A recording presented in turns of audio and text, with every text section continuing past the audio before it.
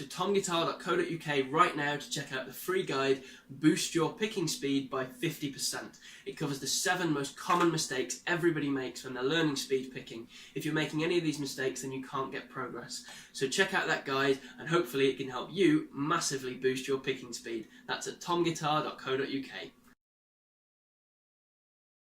Now on with the free lesson.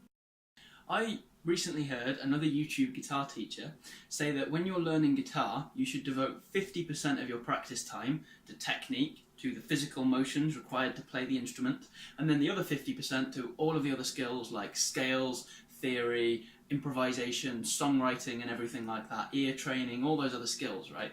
And his logic was, it takes just as much time to develop a high level of technique on an instrument as it does to learn all of the other skills that you'll need. So let's say you've got like a goal on guitar, and let's say it'll take you 5,000 hours to get there, right? Just as an example. That means what he's saying is you should take 2,500 hours to develop your technique, and then all of the other skills that you'll need, so all of the ear training, theory, scales, all of the other stuff that isn't directly just playing the notes themselves, so learning what notes to play, how to play them, everything like that, your rhythm skills, and all of that stuff together will also take 2,500 hours. In other words, it takes just as much time to develop the technique as it does to develop every single other skill you will need on guitar. And I thought about this and I thought, actually, that's very true. And then I thought again and thought, well, is it? Because when you're developing your technique on guitar, it depends which way you go about it. If you go about it the conventional way, then it will take you a long time to develop a high level of technique. But if you use effective practice methods and you approach it in a way of saying, okay, how can I make this as easy as possible for myself, then you'll develop much quicker. And then maybe it won't take so long to develop technique, and maybe you'll only spend 25% on technique, and that'll leave 75% of your practice time left over for things like songwriting and improvisation and all of this other really fun stuff, right? And then I thought, well, hang on a minute, you can apply all this kind of effective practice methods and unconventional but really effective methods to all of the other things as well. So you don't have to learn songwriting in the conventional way, you don't have to learn scales in the conventional way. There are more effective methods for all of those things as well, just like there are for technique, and we'll get into what those are in a moment. But basically, the whole point of this is you need to look at the way in which you are learning a skill and think, well, how could I learn this faster? Because like we said with the technique thing, that might mean you only need half the time to develop your technique to the level that you want, as opposed to somebody else who's just hammering something with millions of repetitions over and over again without thought of whether they're actually doing it in the most efficient way, and they'll take ages to do it, whereas you, thinking about it and being smart, might think, oh, well, I can do it in this way instead, and you'll get better results, right? So I thought, well, the same thing also applies to every other area of guitar. So for instance, let's take theory. The conventional way to learn theory involves all of these complex terms and, you know, subdominants and tonics and whatever. And once you understand what it is, it's simple. But learning all of the terms can be an absolute nightmare, and it makes it feel like a completely foreign language. But if you go to a teacher who knows the theory and can break it down and doesn't confuse you with the terms at first, then you'll learn much quicker, and then you won't need as much time to develop the theory either. And the same with improvisation. If you just whack on a backing track and just try to improvise all the time, okay, you'll get a decent amount of progress. But if you focus on specific exercises that will help you develop that skill, then your abilities will expand much quicker, and then you won't need as much time to develop improvisation either. So instead of needing that, for instance, 5,000 hours that we said was our target, you might only need 3,000 or 2,000 or 1,000. Maybe you could do it in a year, you know, rather than 5 years. And this is something that I am obsessed with. I love finding out how can you learn things faster. So in this video, we're going to talk about shred guitar and how you can make it easier. So let's take like a simple alternate picking lick, for instance, like this, you know.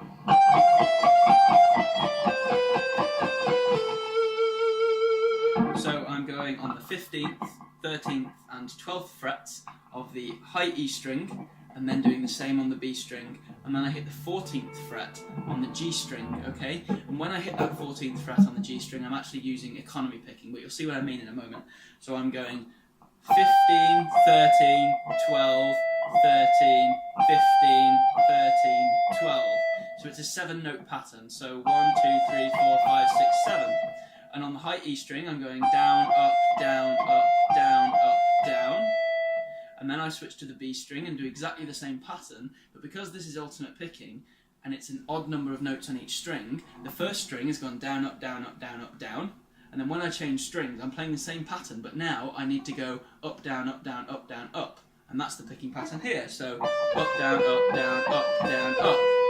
And then I do add in a little bit of economy picking here, and from the 12th fret on the B string, I then carry on that same upstroke to do an upstroke on the G string.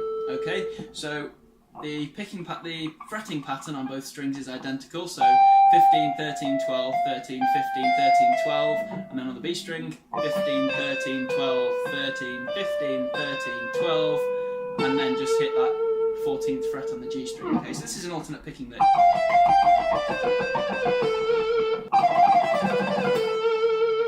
Just like that, okay? So it's alright, you can play it at a decent speed, especially with a bit of practice, and if you use pick slanting techniques, if that's your thing, or if you just, hammer it with a load of repetitions, yeah, you can get it fast. But it takes a while, right? That alternate picking thing, it sounds cool, but it takes a while. So instead of just mindlessly practicing that lick over and over,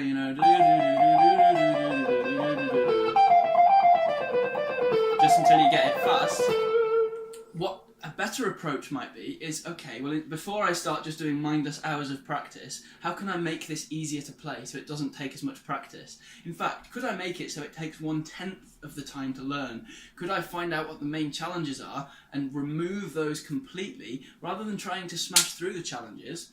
Can I just find a way to play the same notes with the same sort of sound without having the challenges in there at all? Can I do that? So this is what I do all the time, and it's incredibly powerful. So instead of picking every note, right, so when we're picking every note, we've got a couple of challenges there. So the first one is synchronizing your hands together, right? Making sure that when you pick a note, you fret it at exactly the same time. Otherwise it's going to sound like a mess. If your hands aren't synchronized, you just get, it doesn't sound like anything. You just get a bunch of fast noise rather than the actual notes that you want to play, right? So you've got to be synchronized. The synchronization, there are a few things you can do to make it easier to do, like work on your left hand technique and use accents and things like that. But really, it does take a while to develop. And then the other challenge we've got is the string changes, right? Now with the fretting hand, the string changes aren't too bad, right? Because we've got 4 fingers to use, so while one finger is moving to the next string, the other fingers can be finishing off on the last string, so it doesn't make it too difficult to change between strings with the fretting hand. But with the picking hand, if you want to do that at a high speed, it can be quite difficult, and you need to do lots of repetitions and lots of practice to actually get that to a level where it sounds good, and where you can actually do it at a high speed. So here we've got down, up, down, up, down, and then when we do that downstroke and then up, down again, and on that last downstroke on the E string, then we go straight to an upstroke on the B string, okay? Now this is an alternate picking string change, down and then up. And yeah, you can use, downwards pick slanting or whatever, and that's what I like to do. It does make it a lot easier, as I cover in the Master Fast Alternate Picking Now course that I do. But really, if you can eliminate that string change, you've just made yourself a whole lot faster, because instead of having to practice that string change over and over and over again until it feels natural, you can just remove it, right? So how do we do this? Well, my personal favourite way of doing this is make the last few notes on each string pull-offs, okay?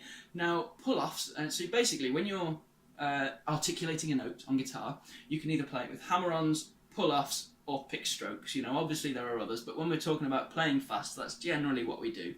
Now, hammer-ons sound like the softest, they sound like...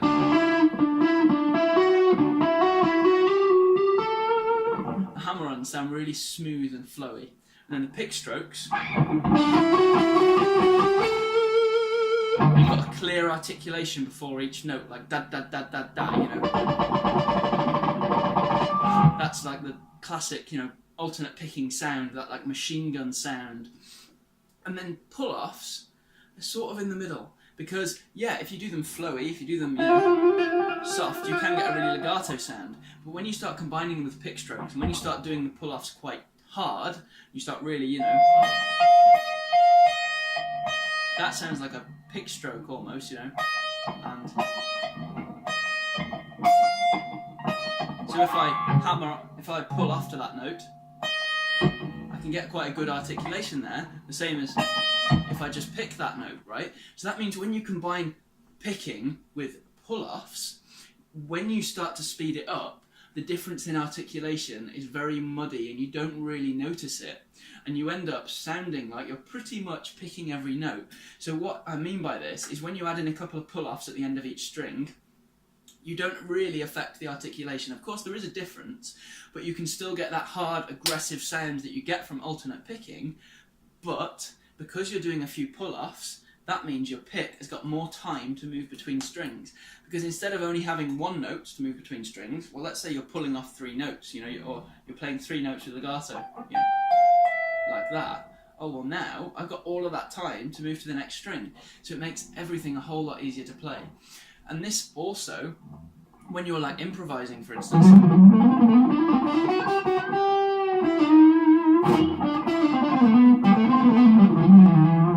a bit sloppy there, but basically when you're improvising, this is a huge benefit, because when you make something easier, that means you're more likely to use it in your improvisations because you're more confident you can pull it off.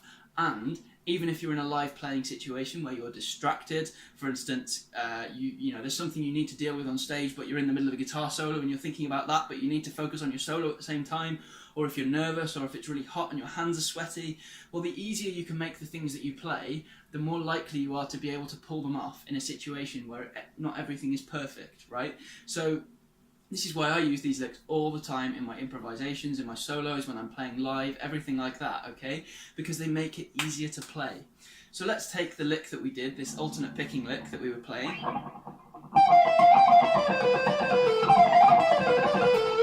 That thing, and let's see what we can do, right? So we've got those first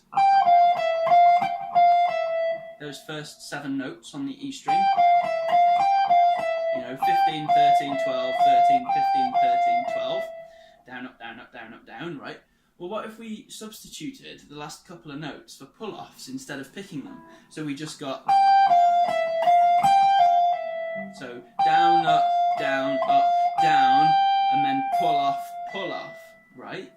So now that means the last couple of notes on each string are a pull-off. And we can do the same thing on the B string. Down, up, down, pull off, and then hit the G string, right? Try it out and see how much easier it makes it. So start off slow, it might take a little bit of getting used to. And then as you start to speed it up, you really start to notice how much easier it is for the picking hand. And you can play the lick just effortlessly without really thinking about it. It's just, oh yeah, I can just fire that off. And when you're in the middle of a solo and you're in the middle of like a big playing situation where you really need to pull it off, even when you're under high stress, for instance, if it's a really important gig or a competition or something like that, and you're nervous, if you suffer from stage fright, you're going to be able to pull it off because it's easier, right? So this approach means that you don't really have to spend so much time focusing on your technique, and you don't have to spend so much time just doing hour after hour of just, of just endless lick after lick after lick after lick. You don't have to do that because you're making it easier for yourself. Now, it does still take repetition, but by using this method, you then remove some of the challenges, right? You remove the string changing problem, and the synchronization becomes easier as well because you've just got a burst of 5 notes, and then your picking hand gets a rest, and then when you get to that next burst of 5 picked notes, you can start that burst bang in time. So both of your hands are perfectly synchronized together, and then when you're playing that rest of those 5 notes, they stay pretty much synchronized. So you don't get the same problems you do when you're picking every note, where after 5 or 6 notes everything starts to go out of sync and then it's just a nightmare, right?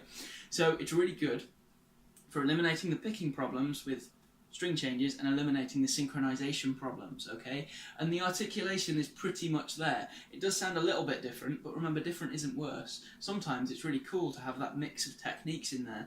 Yngwie Malmsteen, for instance, does this all the time. Paul Gilbert does it when he's doing his scale runs, like at the end of technical difficulties, for instance. It's like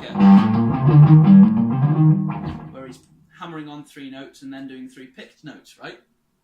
So it's a great technique to use. Try it out on some of your own licks. Try out this lick that we did, and you'll really start to see how putting in a couple of hammer-ons and pull-offs, and especially pull-offs because of the stronger articulation, at the end of each string in a picked run, makes things a whole load easier for you. Okay, so I really do hope you've enjoyed this video. If you've liked it, then obviously don't forget to like, share, subscribe, all of that great stuff. And don't forget to check out the guide on how to boost your picking speed by 50% as well, because that will really help you. And the faster you are at picking, the even easier this stuff will become. Okay, so again, I really hope you've enjoyed it, and hopefully we'll catch you in the next lesson.